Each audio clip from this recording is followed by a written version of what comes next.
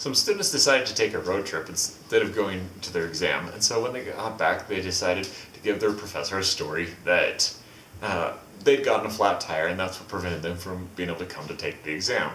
The professor very sympathetically goes, "Oh, I'm sorry, why don't you come back tomorrow and I'll give you a makeup exam." The students were great, thinking that they'd been able to pull one over on the teacher.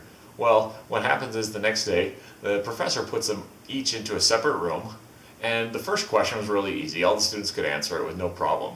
They turned the page, and it said, for 95 points out of 100, tell me, which tire was it? Now, I share this story because it's kind of a way that shows sometimes people don't value education the way they should. Well, let me tell you about someone who did value education. His name was Albert Mensah, and he grew up in the backcountry of Ghana, and his family, they were ranchers and farmers. They'd raise small animals and vegetables, and they'd sell them at the side of the road. And Albert's father realized this really wasn't a life for his family. There was no future there. And so he left and went to the city and was gone for about 2 years. Well, after about 2 years, Albert's father had saved up enough money to get a house, of course, and then brought all of Albert's brothers and sisters, all 7 of them, and his mother, from the backcountry of Ghana into the city. Now they were excited. They were so excited because they got to be a family again. They hadn't seen each other for like 2 years. Well, the father decided to take them all to a movie, and they'd never seen the movies before. But there was a movie playing from the United States, and Albert was mesmerized. What happened was that Albert then started going, just staring at the film, and he basically couldn't take his attention away. Well, at the end of it, he says, "I want to go to the United States because everybody there has shoes." Think about that. Everybody has shoes. I want to know what they know. I want to do what they do, and I want to be like them. And so, at Albert's new house, they're about 7 miles away, there was a library. And once or twice a week, he would walk the 7 miles and go to the library. Well, the library then, he found this book that had all of the names and addresses for all the colleges and universities in the United States. Well, what happens is that Albert then starts writing them one by one.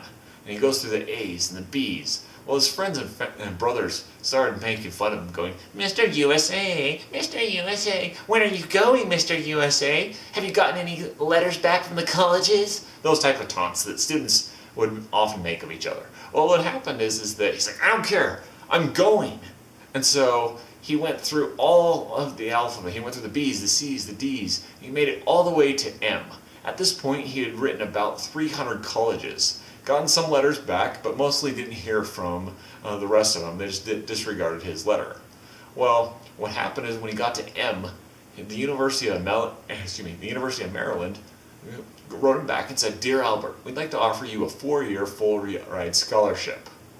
Now, I'd like you to think about this. Is once he told his family and his friends, suddenly their taunts turned into, "Whoa, you're really going!